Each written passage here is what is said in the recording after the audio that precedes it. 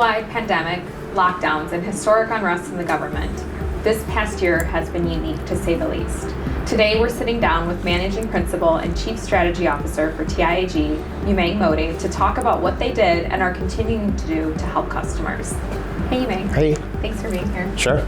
So what did TIAG do to pivot to support a more virtual model during the pandemic? So really we made great use of a lot of virtual collaboration tools that we've always had but haven't really utilized to the best of their ability. And so we were able, through these tools, we've been able to do normal, one-on-one meetings, group meetings, like larger team meetings that are spread across, different locations. We've done virtual happy hours. We've done trivia night. We even did our company-wide year-end meeting live streamed rather than having everybody in the room. So I think we did a pretty good job of making use of what we had to do the best we could. COVID shined an even brighter light on how essential creating and maintaining relationships are. Absolutely. So, with our partners, and we consider our customers our partners as well. We always work best with them when we're both invested in a relationship. Relationships are all that we have in this business. That's what defines what we do and how far we're going to go. And so it's important to maintain those relationships, and it's not always about the financial reward. It's not, as long as it's not transactional in nature, and it's organic and wholesome. I feel like those are the types of relationships we like to have, and that's how we've been always most successful. So this past year, I've actually found a little more time than usual, or that I even expected, to kind of refresh some of those relationships, the people we haven't heard from in a while, or we haven't refreshed our touch points with folks. And a lot of the time that came to do that was a result of not having to commute and not having to sit in DC gridlock, to and from work, and not spending time traveling. Really opened up a lot more opportunities to actually connect with people.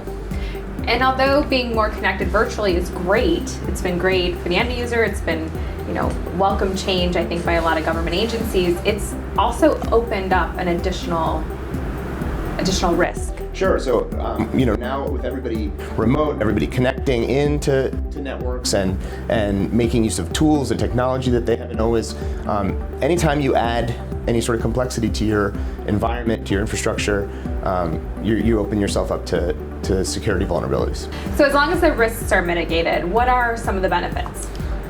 So right now is a great time, really the best time, today, really to actually add new capabilities, to be able to modernize some of your legacy systems. There's so many available options out there that make that change a lot easier and really a lot of benefit for the customers. We've seen examples of this, and one that just kind of goes back to the virtual tools we were talking about is government using those tools to allow people to telework for the first time in a lot of cases during the pandemic. And I don't think that's going away. That's been some of our customers who are most against telework over the years have seen some benefits to it, how it's improved. It can help improve productivity, in fact, rather than, that seems counterintuitive, but when people aren't wasting their time commuting, or they can get into their own mindset of not being bothered and can just into like a flow. Yeah, get in their flow of getting things done. We do anticipate that telework is now, or at least more telework is here to stay. Exactly. Right, and in addition, some of the telehealth capabilities have really started to emerge and move to the forefront again, behind the pressure that the pandemic created this pressure to make the healthcare system more accessible for a lot of areas in this country, a lot of rural areas and other places where it's hard to get care. It's been through the use of telehealth and other technologies have really improved access to healthcare. Especially like specialties, or in rural areas where there's not going to be a lot of maybe refined healthcare, right? Or different options. So everything we're talking about, from helping customers be more connected to staying ahead of trends, TIAG relentlessly is focused on reducing vulnerabilities. These are all building blocks for creating trust. This is what it takes to have long-standing relationships. Absolutely, and again, I said before that we consider ourselves as our partners with our customer, and it always works best when both parties are invested and are sort of working towards a common goal. when we offer integrity and counsel, it implicitly creates that trust with the customers. And we've had contracts that luckily that have been around since before I was here. And so for having the same customers for 10, 12, 15 years is remarkable and unheard of in this industry.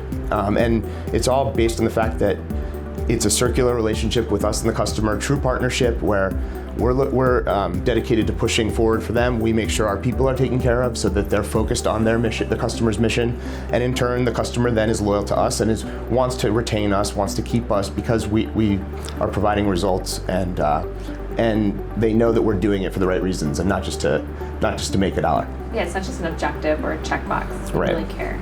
Absolutely. Well, thank you. This was really insightful. Yeah, it was great to have you today. My pleasure. And thank you for spending a few minutes with us. For more trends and insights, subscribe now or join us next time for Tech Connect, Talks That Transform.